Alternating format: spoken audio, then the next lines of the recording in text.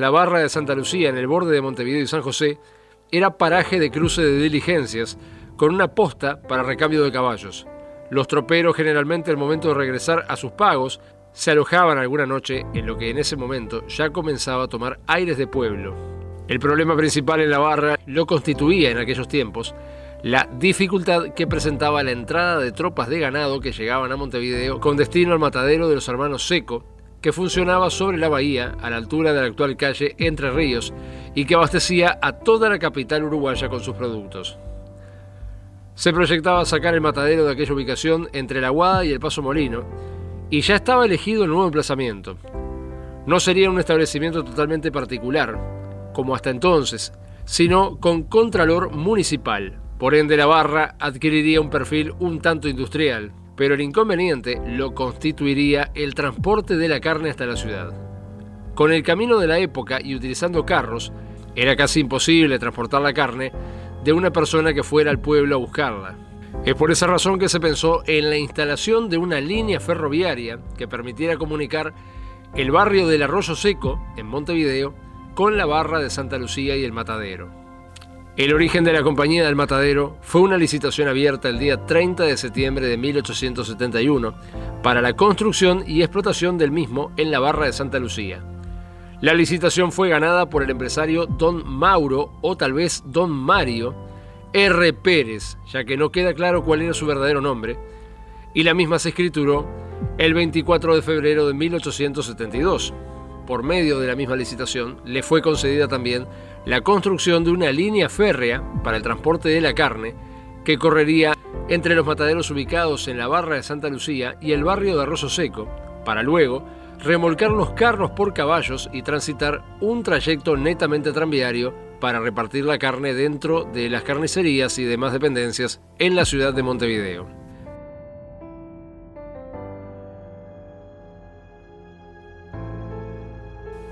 Al ser construida la línea férrea, el Ferrocarril y Tranvía del Norte pasó a ser el nombre de la empresa, que aprovechó el terraplén dejado por la vía provisoria del Ferrocarril Central sobre la calle Uruguayana, desde la actual Valentín Gómez hasta el lugar donde años antes se había ubicado la estación Bellavista primitiva, en la esquina de Uruguayana y Olivos, la calle que hoy se conoce como José Nasasi. El resto del terraplén tuvo que ser construido exclusivamente para el nuevo tendido ferroviario a lo largo de un terreno que no era más que campo. Al ser instalado el tendido por la calle Uruguayana, el Ferrocarril y Tranvía del Norte tuvo que cruzar las vías del Ferrocarril Central, ubicadas en Valentín Gómez y Uruguayana, por lo cual, según una ley de la época, el ferrocarril que llegaba en segundo lugar era obligado a pagar los gastos de levantamiento de vías, colocación de nuevos rieles, perjuicios a la otra empresa y también todo lo referido a la señalización y otras eventualidades que pudieran surgir de este cambio. En este sitio, originalmente la casilla de señales estaba ubicada sobre la vereda del lado norte para sustituirse luego por una casilla elevada, construida sobre las vías del Central antes de llegar a Valentín Gómez. A este lugar se lo conoció de aquí en más como Cruzamiento Gómez, y la razón para decirle de esa manera era porque justamente dos empresas ferroviarias se cruzaban en este lugar. La Nobel empresa del Ferrocarril del Norte comenzó sus actividades con la adquisición de dos locomotoras del tipo Ferli. Esto significa que eran máquinas dobles, básicamente como que se agarrara por la parte posterior a dos locomotoras, y serían dos de las únicas 4 locomotoras de este tipo que existirían en Uruguay, 2 del Ferrocarril del Norte y las otras 2 pertenecían al Ferrocarril Central. El rodado de las máquinas era el 0660T. Estaban fabricadas por la firma Avonside Engine Company, Avonside Iron Works de Bristol, en el año 1878, siendo sus números de fábricas el 1032/33 y 1034/35.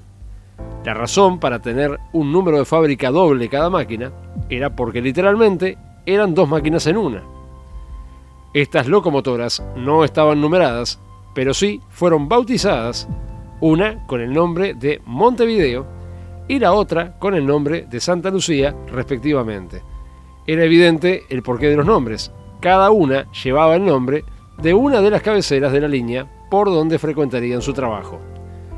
En cuanto al material rodante remolcado, se sabe que el ferrocarril tuvo 2 salones de pasajeros de origen inglés, a pesar de que su apariencia era más semejante al tipo de salones americanos. Y si bien no se sabe el fabricante de estos vehículos, sí se sabe que fueron construidos en la localidad de Birmingham, en Inglaterra, junto con todos los vagones de carga que utilizaría la empresa también. Según la memoria de 1893, se reportan 36 vagones del tipo tranvía para carne, o sea, el abasto. Posteriormente, y en el año 1903, se habría comenzado a realizar modificaciones que consistían en fusionar 2 vagones de abasto y transformarlos en otro de mayor tamaño. En el año 1901, se sabe que existían 52 coches del tipo tranviario remolcados a caballo.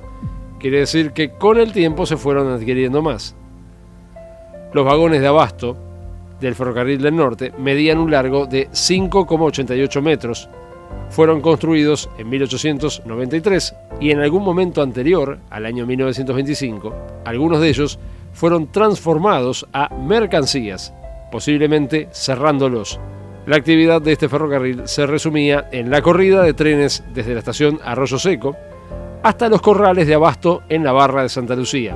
Luego de ser cargados los vagones y traídos de vuelta a Montevideo, al llegar a la estación del Norte, en Arroyo Seco, se desacoplaban del ferrocarril y comenzaban a ser remolcados de a uno por 2 caballos para repartir la carne en la ciudad. Cabe destacar que el primer tranvía de Montevideo, el de la Unión, que era caballos, se denominaba al principio ferrocarril a sangre. La corrida de los trenes de carga también era utilizada para el transporte de pasajeros, pero esto era algo de muy bajo nivel, teniendo en cuenta que solamente se contaba con 2 salones de pasajeros, por ende la capacidad para este tipo de servicios en los trenes mixtos era bastante limitada. En los comienzos corrían 3 trenes de ida y vuelta por día. En los regresos, el de la mañana traía también la leche y el último del día unos 20 vagones con la carne.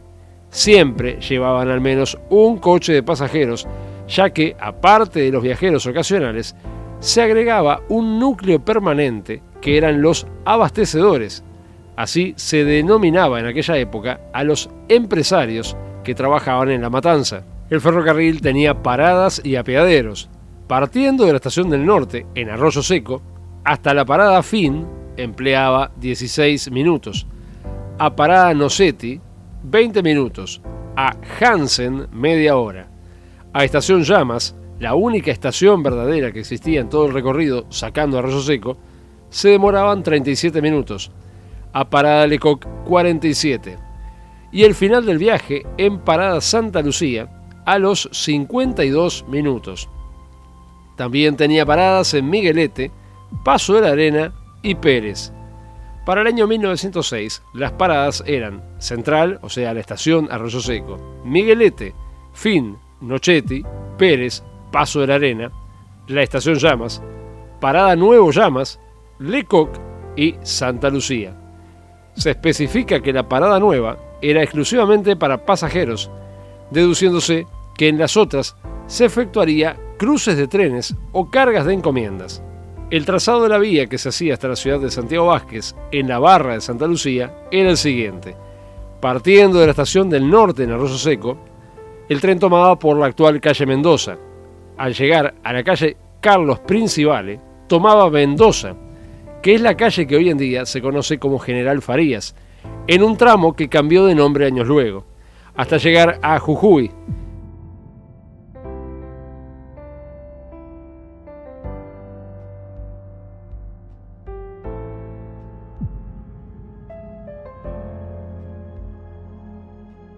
En la calle Jujuy cruzaba y seguía por Uruguayana, pasando por la esquina de donde hoy en día está la Plaza San Martín y la esquina de Río Grande y Uruguayana.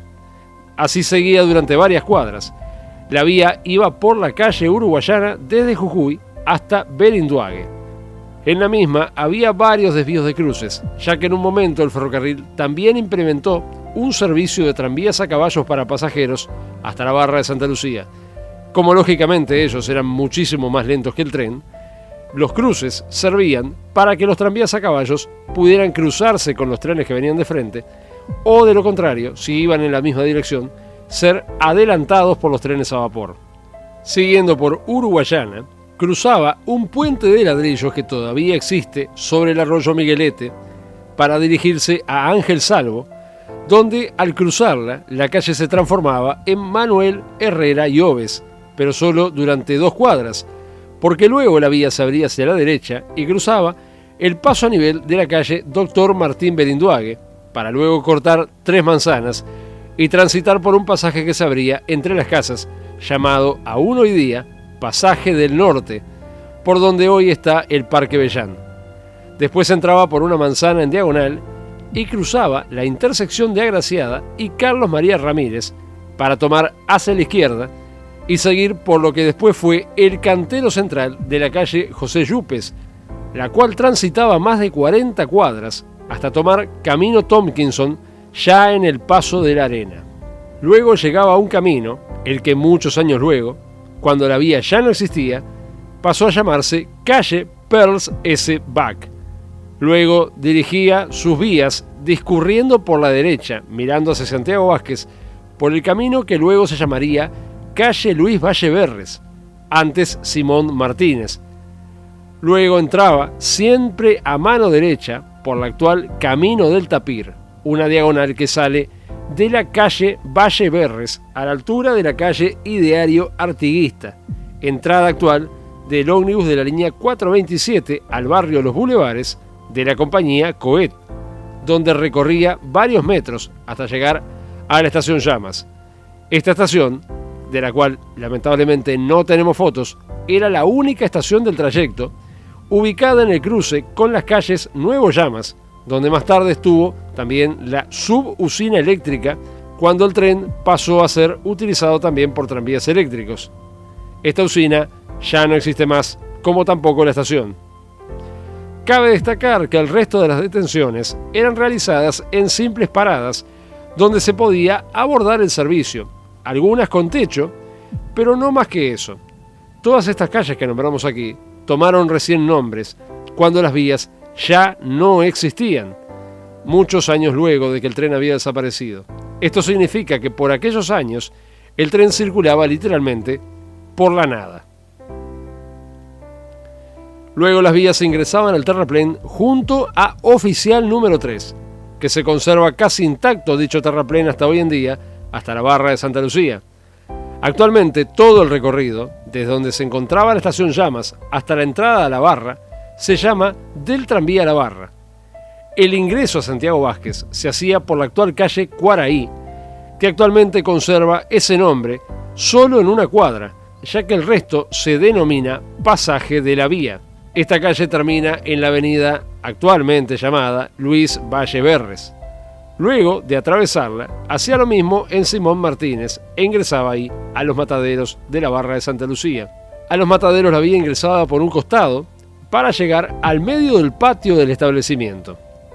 Aquí no existía un edificio que fuera oficialmente estación para el ferrocarril en Santiago Vázquez, sino que se utilizaba el edificio central del matadero.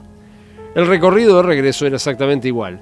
Los mataderos y corrales de abasto estaban ubicados en lo que hoy es el parque llamado Segunda República Española, cortado por la actual ruta número 1. Se faenaba todas las mañanas, excepto los domingos, y en el matadero pululaban las ratas por doquier. Las actuales columnas de piedras que están hoy en día en el parque no son las originales de los galpones del matadero, pero lo que sí, están situadas en representación de estas, ya que las originales en su momento fueron derrumbadas. El predio del matadero comprendía una gran U techada con una plaza en el medio, la que era atravesada por la vía del ferrocarril. El regreso era igual.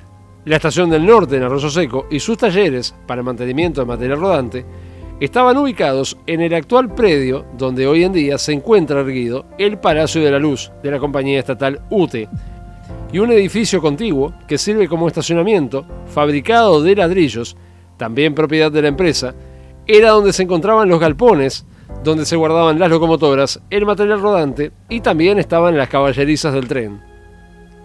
Existían aquí muchas vías y desvíos. Era un lugar para realizar maniobras y detención del material, y también una vía muerta para estacionar vagones que se extendía por la actual calle Jujuy, la que terminaba después de la que fue, en aquel entonces, la primera usina eléctrica de Montevideo, conocida como Central Calcaño, en la esquina de la calle Entre Ríos. Estación Ferrocarril Norte, entre el actual estacionamiento de UTE y el túnel que da acceso a la Central Valle, existía una vía de unión con la del Central Uruguay Railway, Ferrocarril Central del Uruguay, que era una prolongación de la tercera vía que salía de la estación central. La estación del norte, en Arroyo Seco, era la terminal donde se contaba con vías que permitían desacoplar los vagones tranvía, sobrepasar la locomotora hacia el otro lado y acoplar de forma individual cada uno de los vagones tranvía a los caballos por medio de vías que empalmaban con las que corrían por la calle La Paz, antes calle Queguay y actualmente llamada Paraguay, para llevar la carne a los mercados de la ciudad, y esto lo hacían justamente los tranvías remolcados por caballos. En el caso justamente de la línea céntrica que recorría el Ferrocarril del Norte, en este caso con su modalidad tranviaria, la vía era continua. El comienzo de la parte de la línea, a donde el ferrocarril ya no ingresaba y solo era recorrido por tranvías de la carne, era la calle Mendoza, el que se podría conocer como el comienzo de la línea céntrica. Como con solamente 2 locomotoras no se podían cumplir las cada vez mayores necesidades de la empresa para aumentar el poder tractivo y principalmente para realizar maniobras en la barra, entre 1892 y 1893 fue adquirida de segunda mano la famosa locomotora Queguay al contratista del ferrocarril Cunner, el Central Uruguay North Extension Railway. Esta era una máquina del tipo 060T fabricada por la Black Hawthorne and Company de Gateshead-on-Thames en 1887, siendo su número de fábrica en 922. La locomotora, trabajando para el Ferrocarril del Norte, conservó su nombre a pesar de cambiar de propietario. La empresa del Ferrocarril y Tranvía del Norte nunca fue una empresa muy próspera. Si bien en la concesión se le había otorgado el monopolio de la faena para Montevideo, en la práctica esto nunca se cumplió, a pesar de los reiterados reclamos al municipio que incluso llegaron a instancias judiciales. Ya en esos tiempos, el famoso contrabando de carne era moneda corriente y esto lógicamente afectaba bastante a la compañía. En 1903 fue adquirida una nueva locomotora, en este caso del tipo 260T, fabricada por Bayer Peacock de la Gorton Foundry en Manchester, con el número de fábrica 4560. Como era común en este ferrocarril, ninguna máquina recibía numeración, pero sí un nombre. En este caso, la máquina fue irónicamente llamada como Abasto por obvias razones. En el año 1905 fue adquirida otra locomotora más, también Bayer Peacock y del mismo rodado, 260T, para también la línea principal, ya que posteriormente estas máquinas reemplazarían a las ya entradas en años locomotoras Fairley. Ese mismo año, 1905, se renovó la concesión de la empresa y ya en aquellos años se comenzó a pensar en la idea de electrificar el recorrido tranviario urbano. La situación económica de la empresa, lejos de mejorar, comenzó a empeorar. Con la misma atravesando una severa crisis económica, en el año 1907 aproximadamente, comenzaron a ejercerse 2 nuevas actividades intentando generar más ganancias. Se estableció una asociación con el frigorífico para el transporte y suministro de la carne para el abasto al terminarse las faenas en la barra, tras nacionalizarse el frigorífico y pasar a llamarse Frigorífico Nacional y heredar el monopolio del abasto a Montevideo. Es interesante tener presente que los problemas con el abastecimiento de carne se arrastraron hasta la década de 1970 y los contrabandos desde los departamentos limítrofes a Montevideo fueron moneda corriente durante décadas, pues en todos los puntos fronterizos de Montevideo, principalmente en Canelones y San José, pasando el puente de la Barra, pulularon infinidad de carnicerías que mandaban la carne de forma clandestina a Montevideo. Se inició el transporte de arena también desde la Barra de Santa Lucía hasta Montevideo por los trenes de la compañía. Esto fue a causa de que la Compañía Nacional de Materiales de la Construcción, la Comaco, contaba con una arenera del otro lado del río Santa Lucía, del lado de San José, que era explotada por medio de un ferrocarril de trocha angosta de 600 milímetros. La arena extraída era enviada a través del río por un cable carril de 2 kilómetros de largo, movido por un motor que funcionaba tanto a carbón como a gasoil, y terminaba su recorrido en una alta plataforma instalado del lado de Santiago Vázquez.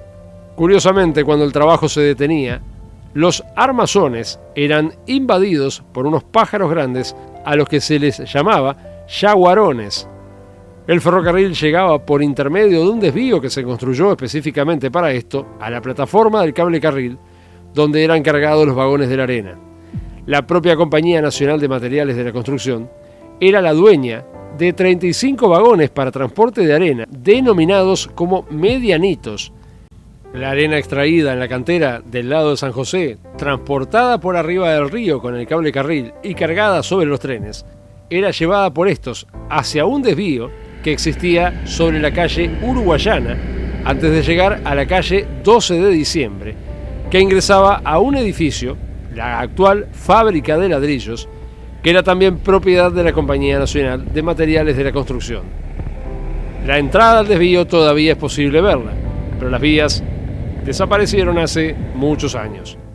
Para el año 1908 son finalmente retiradas del servicio las dos locomotoras Fairley, aunque en 1909 se conservaba una de ellas como reserva. Es de destacar que estas máquinas en este ferrocarril dieron un muy buen resultado. No se puede decir lo mismo de sus semi-hermanas que tuvo el Ferrocarril Central. En 1909 fue adquirida una tercera locomotora de línea principal, al ya no contarse más con las dos locomotoras Fairley. Esta máquina era de mayor tamaño que las otras dos adquiridas tiempo antes. Era del tipo 262T, con el número de fábrica 5324, y recibió el nombre de la locomotora Progreso.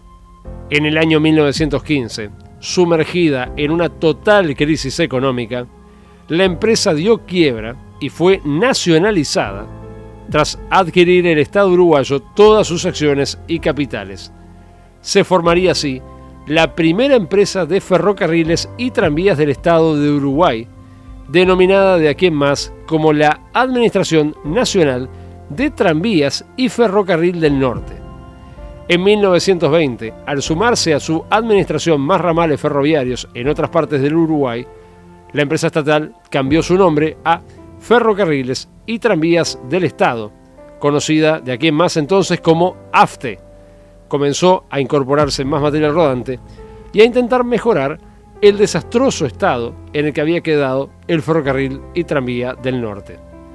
Posteriormente, a 1915, en fecha desconocida, la línea incorporó dos locomotoras estadounidenses tipo 262 tanque, fabricadas en 1911 por la firma Lima Locomotive Works.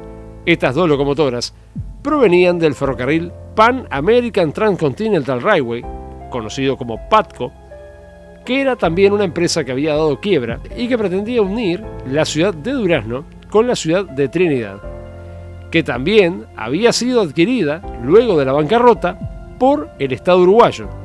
Y así fue que el mismo redistribuyó el material que tenía en cada línea, y esa fue la razón por la que estas dos locomotoras terminaron trabajando en el ferrocarril del norte, cuando no fue ni por lejos el lugar para el que habían sido compradas en un principio.